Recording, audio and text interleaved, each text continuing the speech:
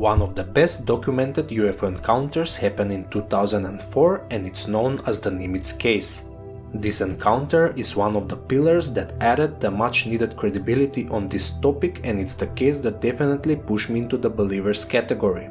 It all happened just 100 miles southwest of San Diego while the Nimitz carrier striker group was conducting exercise together with the USS Princeton missile carrier. It's important to add that the US Princeton is a nuclear-powered carrier because today it's widely known that UFOs are attracted to nuclear power.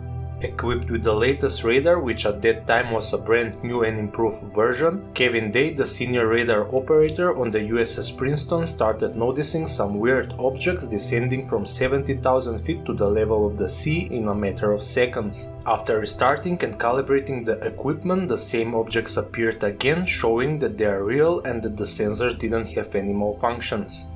Concerning for the safety of the pilots, it was decided to intercept one of the objects and find out what they are.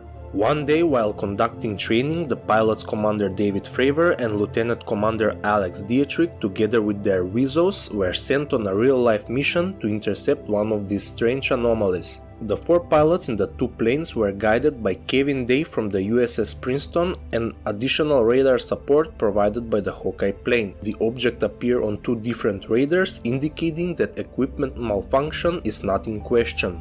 When the 2 fighter jets arrived at the point, all 4 pilots witnessed something strange above the ocean. They describe it as a small tic-tac shaped craft moving erratically above the water, causing a larger cross-shaped water disturbance. Fravor decided to get closer to the objects to see the details and who is operating the craft, while Dietrich remained to observe from distance.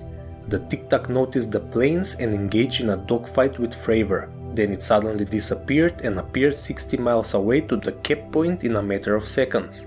The Cape Point is the place where pilots are vectored when they finish their mission and wait for new instructions.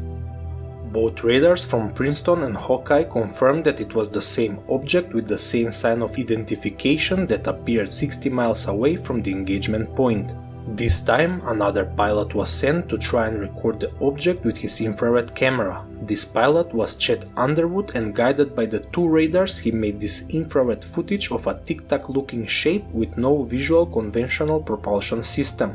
The tic-tac jammed his radar, which by all human rules is an act of war, and suddenly with high speed managed to break the lock of the camera and disappear. Chet Underwood did extreme maneuvers to try and locate the object again, but it was nowhere to be found.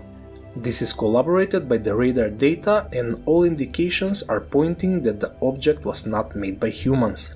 The summary of this encounter is that the object was witnessed by 4 highly trained observers engaged in a dogfight with one of the planes. It was caught on at least 2 highly sophisticated radars and filmed by infrared camera. That makes this case one of the most credible UFO encounters in the history.